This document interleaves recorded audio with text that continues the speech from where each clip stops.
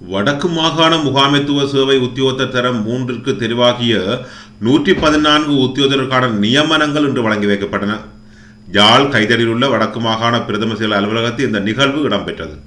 இந்த நிகழ்வில் வடக்கு மாகாண ஆளுநர் நாகலிங்கம் வேதநாயகன், நாடாளுமன்ற உறுப்பினர் ஜெயச்சந்திரமூர்த்தி ரஜீவன், யாழ் மாவட்ட ஒருங்கிணைப்பு குழு இணைப்பாளர் சுந்தரமூர்த்தி கபிலன், வடக்கு மாகாண பிரதம செயலர், பிரதி பிரதம செயலர் மற்றும் அமைச்சுக்களின் செயலாளர்கள் கலந்து கொண்டு நியமனங்களை வழங்கி வைத்தனர்.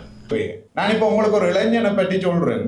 நான் நினைக்கிறேன் அவர் அரச சேவையில எல்லா பதவிகள்லயும் இருந்துட்டு ஓய்வூதியமும் பெற்று சென்ற ஒரு ஆளை அரசாங்கம் ஒரு பதவியில இருத்தி வச்சிருக்குது. அந்த இளைஞனுடைய நேற்றைய ஷெடியூலை மட்டும் நான் சொல்றேன். நேற்று காலமே அச்சுவேலியில ஒரு ரோட் ஓப்பனிங் 7 மணிக்கு. அதுக்கு பிறகு முல்லைத்தீவு மாவட்டத்துல ஒரு டிசிசி மீட்டிங், அதுவும் ரோட்டு சம்பந்தமா. அதுக்கு பிறகு 2 மணிக்கு கிளிநொச்சியில ஒரு மீட்டிங். அதுக்கு பிறகு 5 மணிக்கு கிளிநொச்சியில இன்னொரு மீட்டிங். அந்த மீட்டிங் என்னன்றது கூட அவருக்கு அறிவிக்கப்படவில்லை. எங்களை கண்ட உடனே என்ன மீட்டிங் கண்டு கேட்டார். இப்படி ஒரு மீட்டிங் கண்ட தண்டவாடல வெஹிக்கிளை தூக்கி கொண்டு போயிருக்கலாம். ஆனா 8 மணிக்கும் அந்த மீட்டிங்கை முடிச்சுட்டு இன்றைக்கு விடிய வெள்ளனா இந்த நியமனம் வழங்குறதுக்கு இங்க அந்த இளைஞர் வந்திருக்கிறார். அது வேற ஒருத்தரும் இல்லைங்கட ஆளும். இங்க இருக்கிற இந்த செயலாளர்கள் அப்ப ஒவ்வொரு தர பற்றியும் கேட்டா இதுதான் சொல்லப்படுது. அப்ப இவ்வளவு பேரும் ஏன் இவ்வளவு கஷ்டப்பட்டு வேலை செய்யணும் என்று சொல்லி சொன்னா, இதுக்கு மேல நான் நினைக்கல அவைக்கு தங்கட வாட்டிலேயே பதவி உயர்வு கிடைக்கும். ஆளுநரை பொறுத்தவரையில இதுக்கு மேல அவர் பதவி உயர்வை பற்றி யோசிக்க வேண்டிய அவசியம் இல்லை. ஏன் இது எல்லாத்தையும் செய்யணும்ன்றதை தயவு செய்து யோசிங்க. ஆராயப்பட்டு அதிலே இருக்கிற வெற்றிடங்கள் எல்லாவற்றுக்கும் அவர்கள் அனுமதி கொடுக்கவில்லை.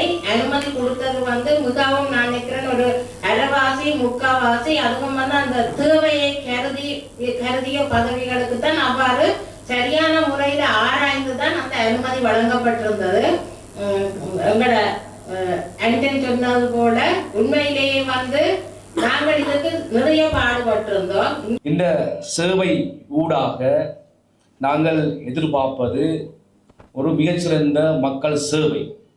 இன்று மக்கள் பலர் சிறந்த சேவைகள் இல்லாமல் அல்லது சேவைகளை பெற்றுக்கொள்ள முடியாமல் மற்றவர்களை குறை கூறுகின்ற ஒரு செயல்பாடுகள் காணப்படுகின்றன. நாங்கள் பொதுவாக முகநூல் எடுத்தாலும் சரி, அல்ல ஏரிய சமூக வலைத்தளம் எடுத்தாலும் சரி, அரசாங்க ஊழியர்களை குறை கூறுகின்ற ஒரு செயல்பாடு காணப்பட்டது. வழக்கமான செயல் நாங்கள் ஏற்றுக்கொள்ள வேண்டும் என்று சொன்னால் இப்பொழுதெல்லாம் விமர்சனங்களை சாதாரணமாக மிக சுலபமாக செய்துவிட்டு போகின்றார்கள். மேலே செய்கின்ற பொழுதுதான் இவ்வளவு கஷ்டமானது என்பதை இங்கே கடந்த காலங்களில் பல வருடங்களுக்கு முன்பதாக அப்போதிருந்த அரசாங்கங்கள் நாட்டினுடைய பொருளாதார வீழ்ச்சி காரணமாக நியமனங்கள் வழங்குவதற்கான அனுமதியை இடைநிறுத்தி இருந்தார்.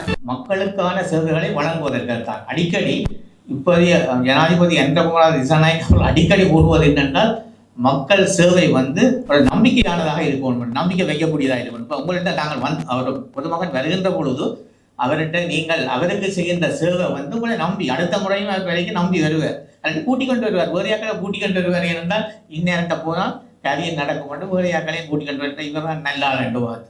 அப்படித்தான் நாங்களும் போடுறது. நாங்களும் இதுக்கு வர முதல் அப்படித்தான் எங்களுக்கும் யார்கிட்ட அப்படி சொல்ல போடுறது. மற்றது ஜனாதிபதி அவர்கள் அடிக்கடி சொல்லுவது இந்த வசனம் என்னென்று சொன்னால், எந்த அலுவலகத்துக்கு நீங்கள் போக முன்னுக்கு அந்த அலுவலகத்தை யாரும் தெரிஞ்சாக்கள் இருக்கணும்னு விசாரிக்கிறது.